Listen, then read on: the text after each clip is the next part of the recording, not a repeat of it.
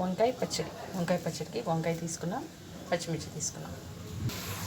Pan పెట్టుకొని oil వేసుకొని మెంతులు, జీలకర్ర, ధనియాలు వేసుకున్నాం. ఇవి కొంచెం ఫ్రై అవనిద్దాము. ఫ్రై అయిన తర్వాత పచ్చిమిర్చి, వంకాయ వేసుకుందాం. మనం పచ్చిమిర్చి వేసుకున్నాం కదా, ఇప్పుడు వంకాయ కూడా వేసుకున్నాము. పచ్చిమిర్చి వేసుకున్నాం, వంకాయలు వేసుకున్నాం. వంకాయ చూడండి ఎంత బాగున్నాయో సరే వేసుకున్నాం. వంకాయ కూడా కట్ చేసుకున్నాను. వేసుకుంటున్నాను వంకాయ వేసుకున్నాం అన్నమాట. వంకాయ చాలా బాగున్నాయి. వంకాయ వేసుకున్నాం. బాగా మగ్గనివ్వాలి. ఇప్పుడు సరే కదా మనకి మగ్గిపోయినాయి. ఇప్పుడు కొంచెం చింతపండు, కొంచెం వెల్లుల్లి ఉప్పు వేసుకొని మిక్సీ పట్టుకున్నామంటే చట్నీ రెడీ అయిపోయింది. కొంచెం కొత్తిమీర వేసుకుంటున్నాం. బాగా మిక్స్ చేసుకొని ఫ్రై అయిన తర్వాత మిక్సీ పట్టుకోవాలి.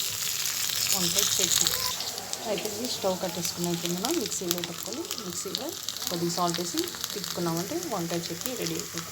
చూసాను కదా, ఇలా మిక్సీ జార్లో వేసుకున్నా. ఇప్పుడు కొద్దిగా సాల్ట్ యాడ్ చేస్తున్నాను నేను. సాల్ట్ మిక్సీ పట్టుకున్నా అంటే ఎమ్మీగా సూపర్గా ఉంటుంది వంకాయ చట్నీ.